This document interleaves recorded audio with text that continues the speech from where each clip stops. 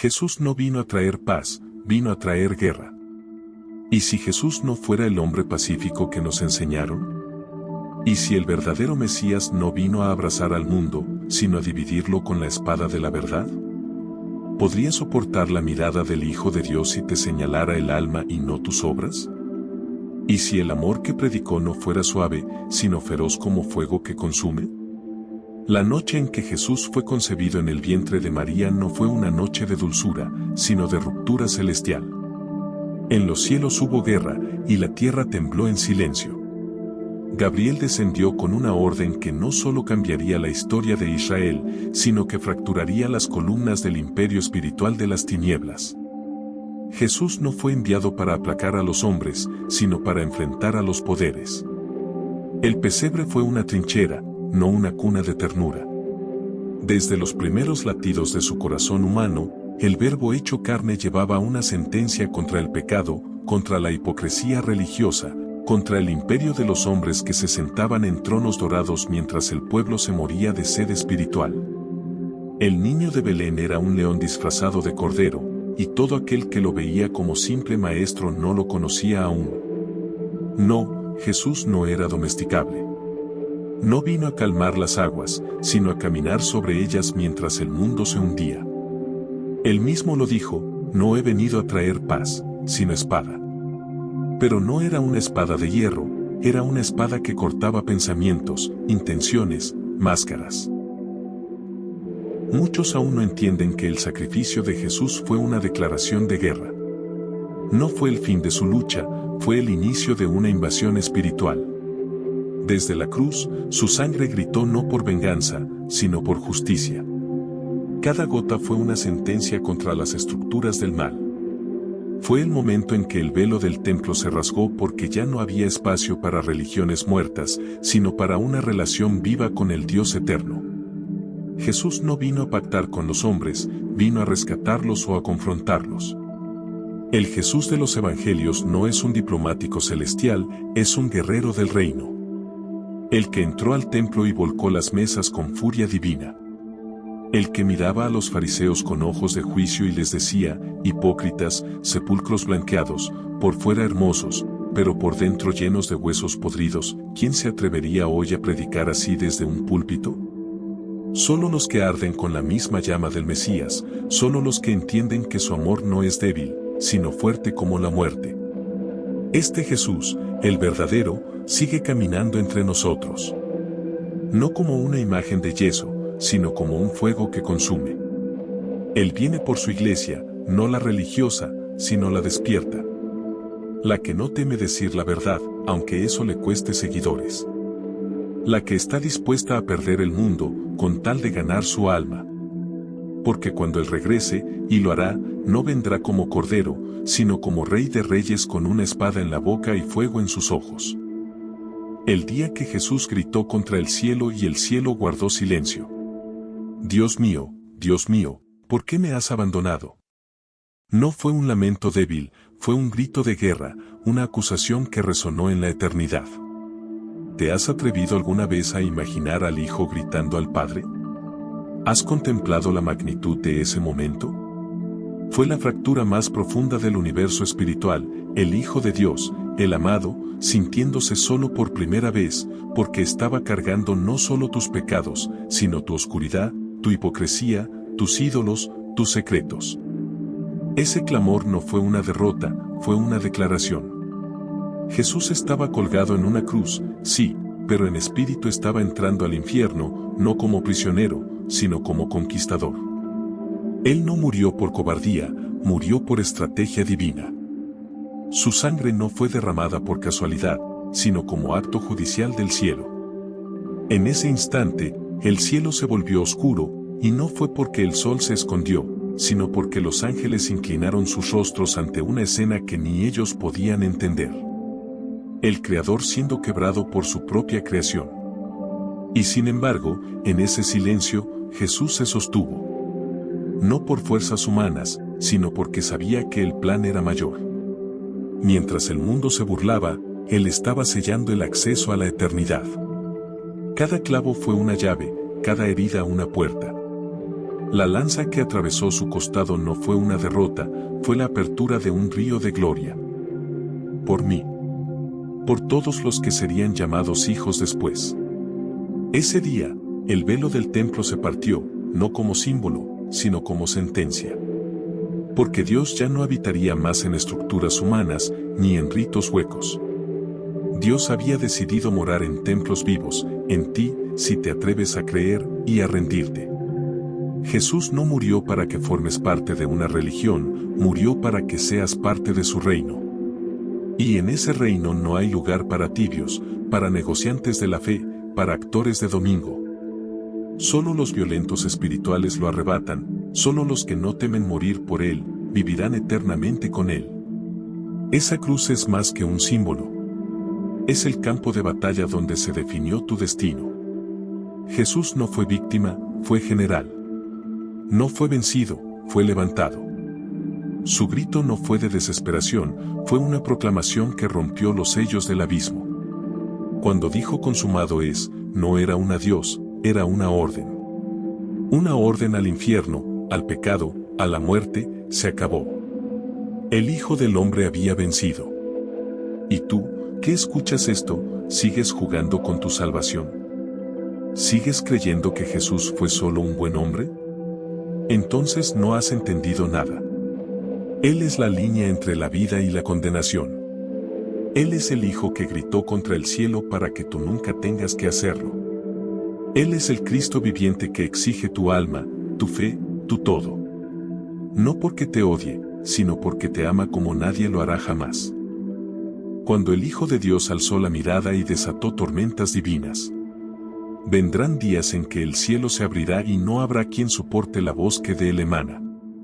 Así habló Jesús mientras caminaba junto al mar de Galilea, y en esas palabras se escondía un estruendo celestial que nadie esperaba. Los discípulos vieron cómo, al pronunciar aquel anuncio, las aguas comenzaron a agitarse sin viento, como si el cosmos entero respondiera a su mandato. No era un simple milagro de control sobre la naturaleza, sino la demostración de un poder que trasciende el tiempo y el espacio, el poder de quien creó tanto el viento como el agua, de quien modeló el universo con un susurro. En ese instante, las redes que yacían pesadas por la pesca infructuosa se llenaron de peces que luchaban por salir, como si la creación misma reconociera a su Señor y danzara a su alrededor. Pero más allá de lo visible, hubo una sacudida en los reinos espirituales, los principados y potestades temblaron, porque el Mesías no solo mandó al mar, sino que desafió las huestes invisibles que se ocultaban tras las olas. Cada pez que saltaba era una victoria sobre el mal que se escondía en lo profundo, cada gota que caía era un testimonio de la autoridad del Verbo hecho carne.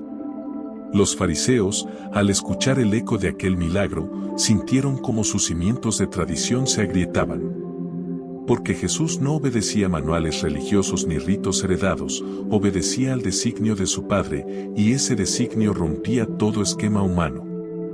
No les importó la autoridad celestial, prefirieron conspirar tras puertas cerradas, discutir sobre la transgresión del sábado, mientras el pueblo contemplaba asombrado al hombre que hablaba con el poder de Dios. ¿Cómo debatir con quien partía la realidad en dos con una palabra?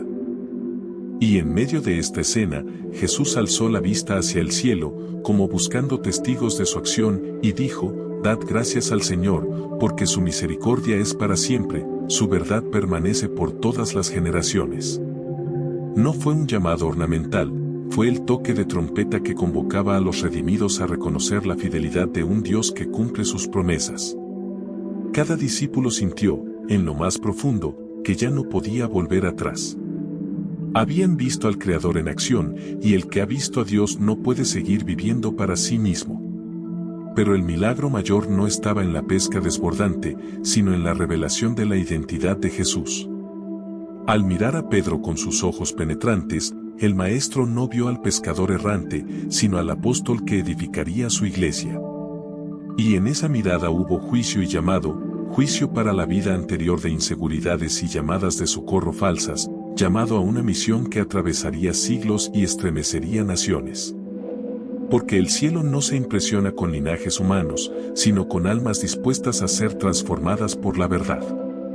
Mientras las barcas se acercaban a la orilla y el aire nocturno se llenaba de un murmullo expectante, Jesús alzó la mano y ordenó que llevaran los peces a tierra firme. No deseaba presidir un banquete de hombres, sino convocar a un banquete espiritual, el festín de aquellos que han comprendido que el pan de vida no se encuentra en lo creado, sino en el Creador. Y así, bajo la luna que parecía inclinarse ante su presencia, el Hijo del Hombre enseñó que todo alimento terrenal es sombra de aquel maná eterno que desciende del cielo. Cuando la multitud se dispersó, dejaron tras de sí redes vacías, simbolizando las vanas expectativas de un mundo que busca soluciones pasajeras. Pero quedaron las palabras de Jesús grabadas en el corazón de quienes escucharon: el que a mí viene, no tendrá hambre jamás, y el que en mí cree, no tendrá sed jamás. Aquella promesa retumbó en la oscuridad como un faro de esperanza indestructible. Y aún hoy, quien la recibe, siente el temblor de lo divino en su alma, porque el mismo Señor que calmó la tempestad interior y exterior sigue hablando, sigue llamando, sigue gobernando sobre todo lo creado. El momento en que Jesús abrió el libro sellado y el universo contuvo el aliento. El tiempo de la revelación ha llegado. Ya no habrá más secretos escondidos bajo el manto de la noche. Con estas palabras, Jesús se plantó en el atrio del templo y un silencio sobrenatural cayó sobre la multitud. No era el murmullo habitual de los peregrinos, sino un asombro profundo, como si cada piedra reconociera la presencia de su Creador. Los ciegos dejaron de pedir limosna, los cojos se detuvieron en su marcha, hasta los leprosos alzaron la vista con esperanza. Porque aquel día, el Maestro no solo enseñaba, estaba desenmascarando el juicio divino sobre cada corazón. Entonces Jesús tomó un libro antiguo, sellado con 7 lacres, y al romper el primer sello, un rugido cósmico sacudió los cielos y la tierra. No fue un terremoto físico, sino una convulsión espiritual. Las legiones de ángeles se inclinaron, los querubines se cubrieron el rostro, y los serafines extendieron sus alas en señal de reverencia. Cada sello roto no liberaba castigos, sino revelaciones, la verdad sobre el pasado, el presente y el porvenir de la humanidad. Y Jesús, con voz que retumbaba como truenos contenidos, comenzó a leer.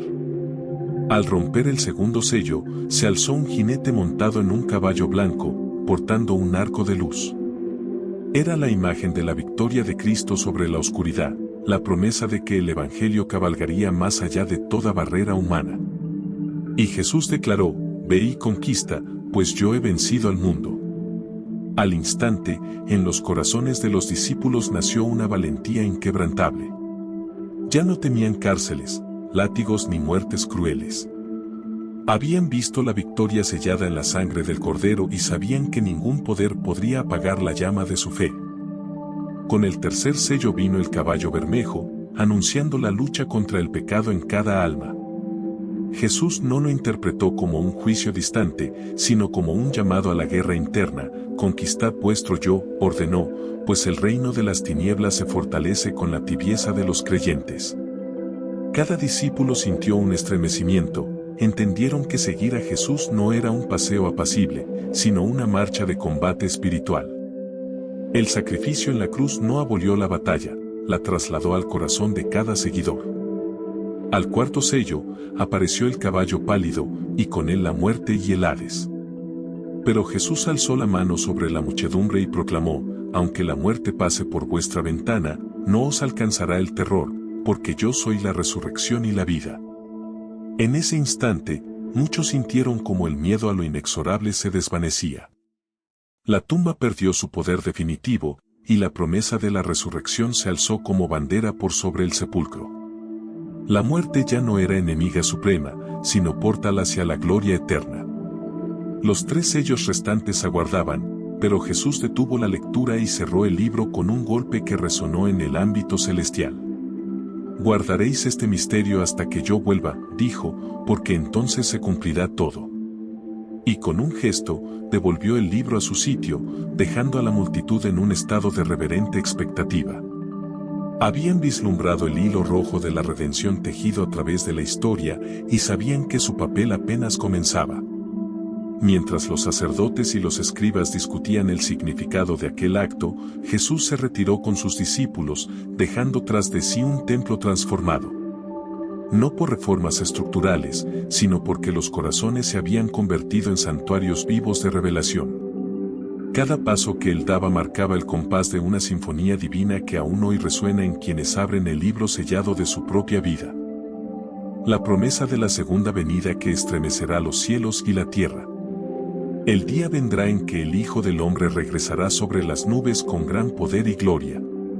Con esta proclamación, Jesús cerró los ojos y al abrirlos de nuevo, el firmamento pareció inclinarse ante su palabra. Los discípulos sintieron un temblor en el espíritu, como si cada estrella ajustara su curso para presenciar aquel momento anunciado. No era un simple regreso, sino el clímax de la historia, el instante en que el autor de la vida reclamará su creación y establecerá su reino sin fin. Entonces Jesús describió el día temido por los impíos y anhelado por los justos. Habló de trompetas que resonarán desde los 4 ángulos de la tierra, de ángeles con voces de juicio que reunirán a todos los pueblos ante el trono resplandeciente. Pintó la escena con palabras de fuego, el cielo abriéndose como un pergamino, las montañas huyendo, los mares clamando. Cada elemento de la creación responderá al llamado de su Creador, porque toda la creación gime esperando la revelación de los hijos de Dios. Pero no todo será terror. Para aquellos que han caminado en sus pasos, que han bebido del cáliz de la fe y han luchado la buena batalla, habrá un banquete celestial. Jesús prometió vestiduras blancas, coronas de gloria, un lugar en la nueva Jerusalén donde no habrá más muerte, ni llanto, ni dolor. Y describió un río de agua viva y un árbol cuyas hojas son para la sanidad de las naciones. Fue la visión de un hogar definitivo, una morada diseñada por el arquitecto del cosmos para sus hijos redimidos. Sin embargo, advirtió con severidad a los tibios y a los indolentes. Si no velas, vendré como ladrón, y no sabrás a qué hora llegaré. No es una amenaza vacía, sino una llamada urgente a la vigilancia espiritual.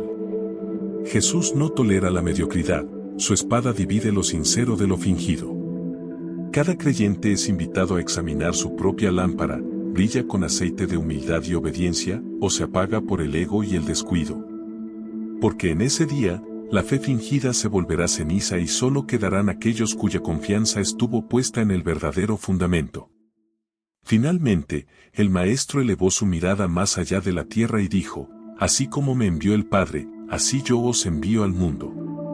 La segunda venida no es un evento pasivo que observar, es la misión activa de llevar el Evangelio a cada rincón. Los discípulos entendieron que debían ser heraldos de aquella promesa, profetas de esperanza y advertencia. La historia no concluirá sin que cada voz humana haya oído la voz del Salvador. Cuando Jesús terminó, el aire volvió a la calma, pero en los corazones ardía un fuego inextinguible. Habían visto la imagen de la victoria final y comprendieron que su llamado era eterno, proclamar al Hijo de Dios hasta que el último suspiro de la historia sea dado. Y en esa promesa, hallaron la fortaleza para enfrentar persecuciones, para desafiar imperios, para vencer la muerte misma con la fe que obra por el poder de aquel que vive y reina por los siglos. El cuarto sello de la tierra tembló bajo la voz del Redentor. Mirad, porque he establecido mis palmas sobre los montes y los valles, y toda carne contemplará mi justicia. Al proclamar esto, Jesús descendió del monte como un juez revestido de compasión y de espada simultáneamente. Los ecos de su voz hicieron eco en los profundos cañones del alma humana, despertando a los muertos espirituales y estremeciendo a los orgullosos en sus fortalezas. No hubo rincón de la creación que no sintiera el peso de su autoridad, los ríos retrocedieron, los bosques callaron, y las aves suspendieron su canto para escuchar al Hijo de Dios. Bajo sus pies, la tierra se agrietó, no en castigo, sino en liberación. Cada fisura era una brecha abierta en el reino de las tinieblas por donde la luz del Evangelio se filtraba con poder. Los cautivos internos sintieron cómo sus cadenas se deshacían, los corazones endurecidos comenzaron a latir de nuevo al ritmo de la gracia. Porque donde Jesús posa su mano, la muerte espiritual se quiebra y la vida brota con fuerza indómita. Y en medio de aquel temblor, Jesús habló a las multitudes reunidas: venid todos los cansados, los agobiados, los sedientos de verdad, porque yo he preparado un manantial que no se seca jamás. No ofreció consuelos vacíos, sino agua viva, esa que brota hasta la vida eterna. Los enfermos sintieron un calor sagrado recorrer sus miembros, y muchos cayeron de rodillas, reconociendo al Mesías como su único Salvador. Los líderes religiosos, testigos del milagro, intentaron aferrarse a sus leyes y tradiciones para desacreditar al Maestro. Pero sus escrituras se agrietaban ante la palabra viva. Cada argumento legal se desvanecía como polvo ante el viento de la revelación. Porque Jesús no venía a negociar ritos, venía a imponer el reino de Dios en corazones renovados. Cuando el temblor cesó, quedó un silencio cargado de esperanza y temor reverente. La multitud comprendió que habían presenciado algo más que un sermón, habían sido testigos de la manifestación del Rey. Y en ese instante, muchos sellaron su vida al Señor, dispuestos a seguirle aunque eso significara perderlo todo en el mundo. Así, la promesa de liberación resonó en cada alma como un decreto irreversible. Jesús, el león y el cordero, había mostrado el poder que acompaña a su gracia, y ningún corazón permanecería igual después de encontrarse con él. El triunfo eterno del Cordero que abre el libro de la vida. Y vi un cielo nuevo y una tierra nueva, porque el primer cielo y la primera tierra pasaron, y el mar ya no existe más. Con esta visión, Jesús alzó su mano y el firmamento se transformó ante los ojos de los redimidos. No era un cambio cosmético, sino el nacimiento de una creación renovada, sin sombra de pecado ni eco de llanto. Cada estrella que brillaba en aquel cielo nuevo llevaba el nombre de un alma redimida, y cada montaña de la nueva tierra susurraba las historias de aquellos que confiaron en el Cordero. Los redimidos caminaban junto al río de agua viva, cuyas corrientes reflejaban la gloria de Dios. Sus orillas estaban pobladas de árboles cuyas hojas sanaban a las naciones, y de fruto que saciaba toda hambre espiritual. Jesús, sentado en un trono de luz, invitaba a cada creyente a beber de aquella fuente y a comer del banquete eterno. No había muros ni barreras, porque el tabernáculo de Dios estaba con los hombres, y Él mismo era su morada permanente. Entonces el Cordero abrió el libro de la vida, y fueron escritas en él todas las obras de justicia realizadas por sus seguidores. Cada acto de fe, cada sacrificio de amor, cada lágrima de arrepentimiento estaba registrado como joya en la corona del reino. Y al pronunciar sus nombres, un coro innumerable entonó un himno de alabanza: digno eres, Señor, de recibir poder, honra y gloria por los siglos de los siglos. Jesús miró a la multitud y dijo: estas son mis joyas, las que compré con mi sangre. No hubo ofrenda pequeña ni fe inútil, todo esfuerzo en mí es apreciado. Y en ese momento, cada creyente sintió como su identidad se fundía con la del Salvador, ya no eran siervos, sino amigos, ya no extranjeros, sino herederos de la promesa eterna. El Cordero entonces invitó a los vencedores a entrar en la ciudad celestial por la puerta. No había guardias, porque la paz reinaba sin amenazas. Dentro, las calles eran de oro puro y las puertas de perlas, pero el verdadero tesoro era la presencia de Jesús, que iluminaba todo con su gloria. Los redimidos se postraron, no por temor, sino por amor y gratitud infinitos. Y así, en aquel clímax de la historia, el drama de la redención llegó a su fin victorioso. El dolor, la muerte y el pecado fueron arrojados al lago de fuego, y la eternidad comenzó en la plenitud de la presencia divina. Jesús, el Alfa y la Omega, sostuvo a sus hijos con un abrazo eterno, sellando el pacto de amor que ningún poder podrá jamás romper. Este es el final que todo creyente anhela, la consumación de la victoria del Cordero, la eternidad con el Salvador y la perfecta comunión entre Dios y la humanidad. Y mientras este relato resuena en tu corazón, recuerda que la puerta sigue abierta hoy. Él llama a tu alma con la misma voz de aquel día glorioso: venid, dice el Cordero, y recibid la vida eterna.